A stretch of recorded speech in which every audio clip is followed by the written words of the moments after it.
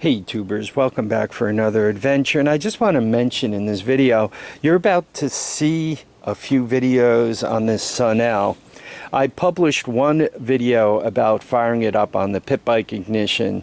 There's going to be a second video on troubleshooting the OEM ignition, and then there will be a third video using the pit bike ignition with a 12-volt CDI in it. And each one of those things has a very specific purpose.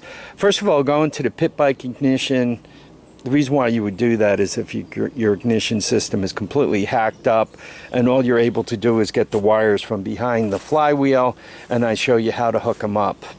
The pit bike with the 12 volts, the reason why I show you that is every once in a while one of these will come through with the torn up stator, so that you can run it on a battery, you know, the 12 volt CDI running through a battery. Lastly, I'm showing you one on how to troubleshoot the OEM ignition system. And the reason why that's important is some of them aren't torn up, and if you know what measurements to make, you can bring it back to life. Now please remember, you know, the measurements all vary a little bit. A lot of times what you're looking for are open circuits and shorts. You know, you kind of get a feel to these things as you work on them. I personally like the pit bike ignition hack most of all because for $16 or $17 you have an entire ignition system that you can put on there. And if you have an unknown bike, typically the condition of the engine's unknown, the condition of the spark is unknown, the condition of the carburation system is unknown, and the condition of the electrical system, i.e. starter. All those things are unknown. So by using the pit bike ignition, typically you could get the spark back by putting a $20 carburetor on it, right? You have carburation, you have spark. You could directly power the starter up, right? Just put a couple of leads on the starter. And assuming your engine is intact and wings about, you know, you have compression, your valve timing's correct, your cam timing's correct, your engine should fire right up.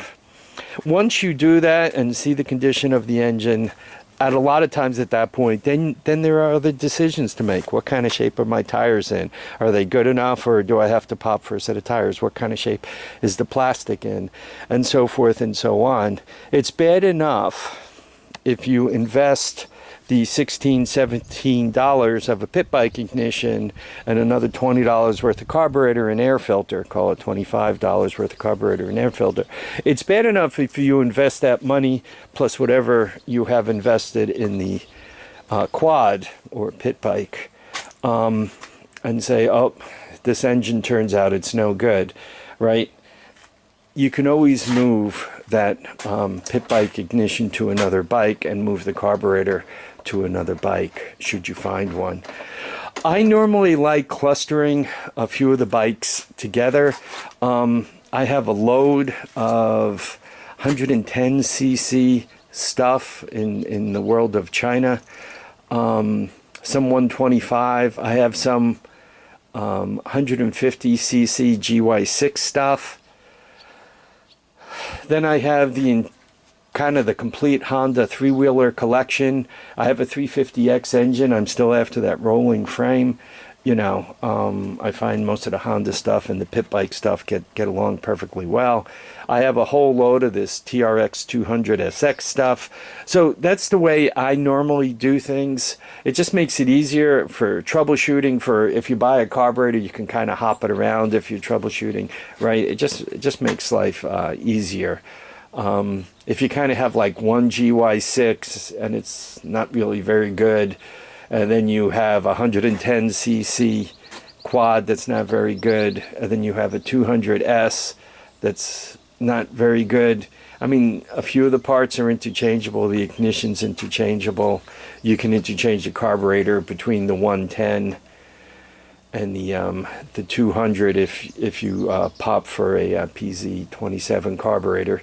But you know, if you buy the 110cc carburetor, it will not go on the 200cc.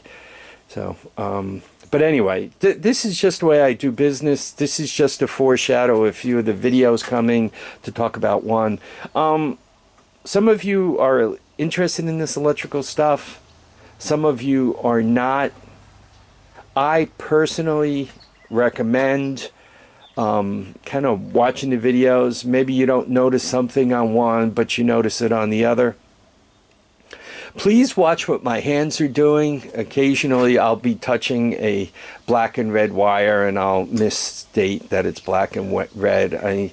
You know, it's hot out, very hot today, and literally I have sweat dripping in my eyes. So sometimes when I'm, you know, I mean quite literally, I'm trying to shoot a camera, hold the camera, go through my narration at the same time sweat is pouring into my face. So, you know, please cut me some slack. Occasionally I do mispronounce things, and to that I apologize. It's just me. My siblings do it, and my children do it, and I'm sure one day I may even have grandchildren that do it. So anyway, folks, I want to thank you all for watching this video. Please stay tuned. Please watch the Sunl videos. There's also going to be some GY6 videos running on the portable CDI box, which is basically the 12-volt version of the pit bike hack, and also running on the pit bike hack, which is the AC version. And I do that deliberately because I was asked.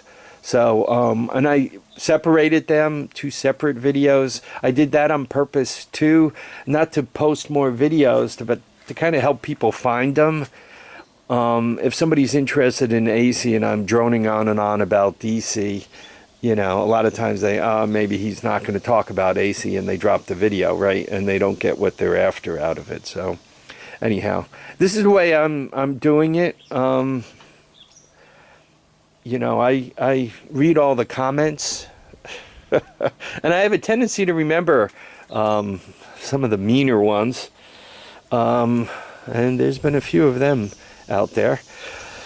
Anyway, once again, folks, please remember, feet down, heads up, and I want you all to get out and enjoy each and every day. Bye now.